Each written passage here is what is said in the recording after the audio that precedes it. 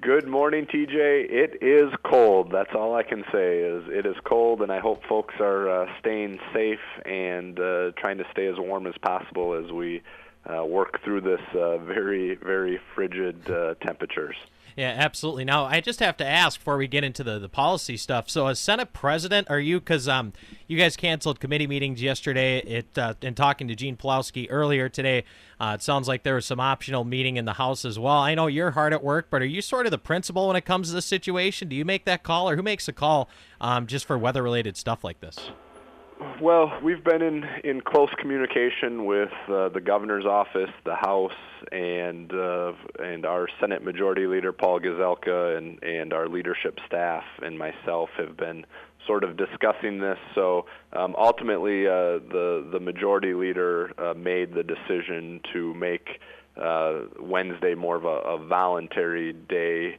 If staff and members couldn't make it in, or if it was too dangerous to make it in, then they did not have to come in, and most, if not all, the committee meetings were canceled on Wednesday as well. But as you mentioned, I'm here visiting with constituents, and it's just another day. It is a little bit quieter, but we're here and doing what we can to work on behalf of the people. Yeah, absolutely. And that probably a silver lining, I guess, right, is you get some more time. You don't have to run off to a committee meeting or anything to talk with people you represent.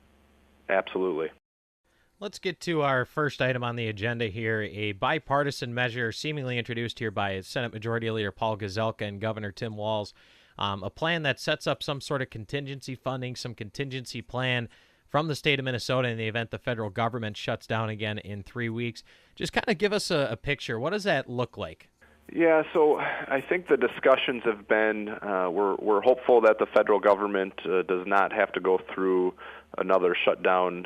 We realize how difficult that has been on families throughout the state of Minnesota, whether they're directly or indirectly affected by that shutdown. And what we're trying to figure out is what potential solutions or contingency plan could we put in place here in Minnesota to have really the least negative effect on people if there is a shutdown. What can we do to be helpful in the case of another government shutdown, whether it happens in a few weeks from now or at any point in the future? So those discussions will continue. I'm not aware of a solution yet, but I do know that there have been discussions, and we're doing what we can to try to help out if that were to happen again.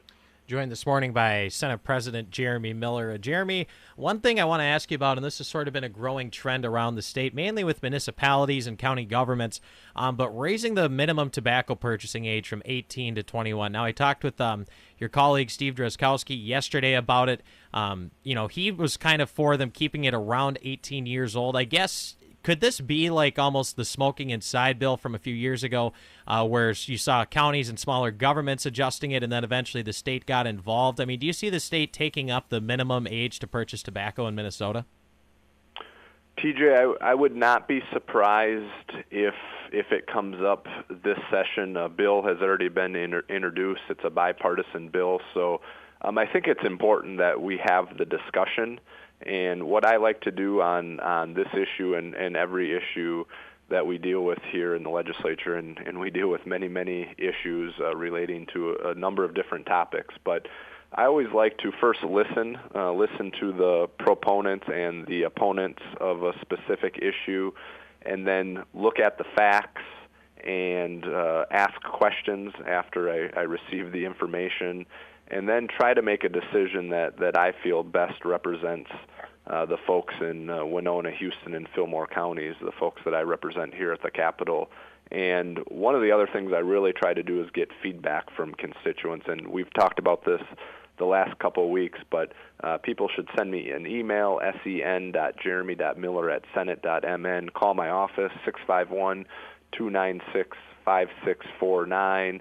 If they see me out and about in the community, feel free to come up and chat about questions or comments, or to provide your position on an issue that's being discussed here at the Capitol. We also have a Facebook page, Senator Jeremy Miller, that's on Facebook, that you can also contact me. So I do, going back to your question about Tobacco 21, it is gaining some momentum. As you mentioned, a lot of communities throughout the state have already passed local ordinances, and I do anticipate having the discussion here at the Capitol to see if there's enough support or if there's the appetite to do a statewide Tobacco 21. And I know you said you're looking at the facts, so would you wait until you have more information to decide where you'd come down on that, or is there any certain way that you're leaning right now? Right now, I'm open-minded to it. I have not taken an official position. I've heard from constituents on both sides of the issue, so it's a little bit more difficult at this point to take a position. I would like more feedback from constituents. I did sign on to a bill, a bipartisan bill, as far as extending the Freedom to Breathe Act or the Indoor Air Act that says that you cannot vape inside in public places. So, of course, you can't smoke inside public buildings or in restaurants. And there was a proposal last year that I believe was in the bill that Governor Dayton vetoed that I supported. And so I know that's coming back, and based on feedback that I've heard from constituents, there's strong support for that. And, again, looking for additional feedback from constituents on the Tobacco 21. We're joined on this morning by Minnesota Senate President Jeremy Miller. Just a couple more questions for you.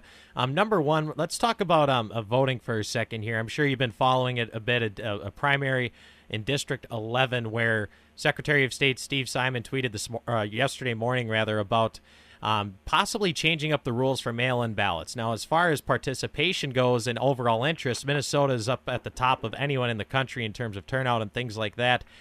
Simon suggesting that maybe this is a problem that could be alleviated in the legislature with sort of making the timeline make a little more sense with mail-in voting.